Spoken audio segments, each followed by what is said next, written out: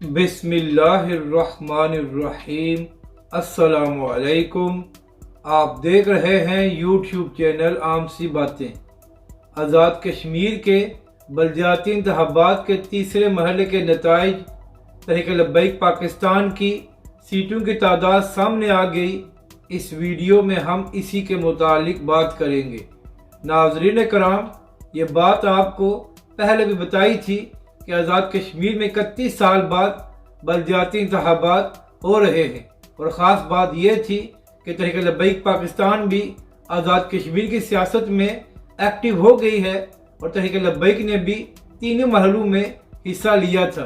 तो जब पहले मरहले के नताइज सामने आए तो तहरीक लब्बैक का सिर्फ एक उम्मीदवार कामयाब हुआ था, जबकि नाज़रीन कराम, जो कल इंतखाबात हुए हैं उनके नताइज के मुताबिक तहरीक लब्बैक पाकिस्तान के 9 उम्मीदवार कामयाब हुए हैं।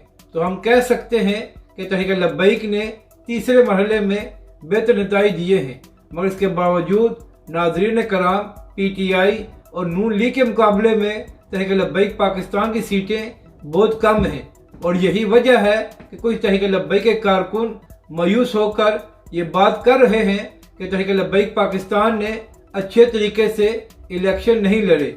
मगर नाज़रीन कराम, ऐसी बात नहीं है। PTI और नून लीग बहुत सालों से आज़ाद कश्मीर में अपना काम कर रही हैं, और उन लोगों ने अपनी सियासी जगह बना ली है, जबकि दूसरी जानब तहरीक लब्बैक पाकिस्तान ने अभी चंद साल पहले ही आज़ाद कश्मीर में अपने सियासी सफ़र का आगाज़ किया है।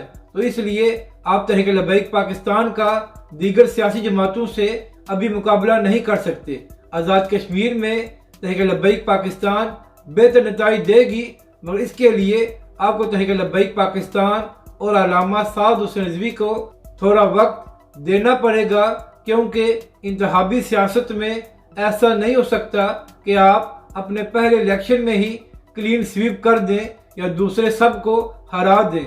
तो इसलिए आपको इंतखाबी सियासत में सब्र रखकर काम करना पड़ता है, और आहिस्ता आहिस्ता आपकी जगह बन जाती है।